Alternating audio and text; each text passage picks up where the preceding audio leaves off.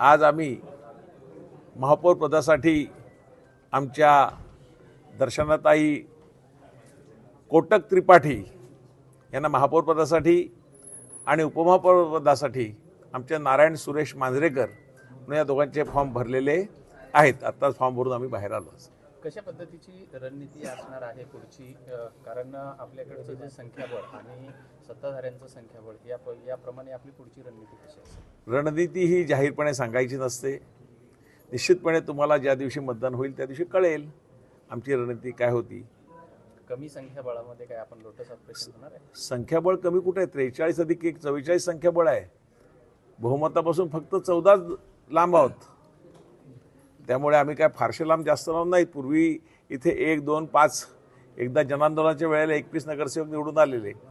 आता तर आम्ही 44 आहोत. पुढे 1 लागलं की 144 होईल. त्यामुळे निवडणुकी आता 3 तारखेला मतदान होईल त्यानंतर कळेल स्पष्ट का होईल तसं.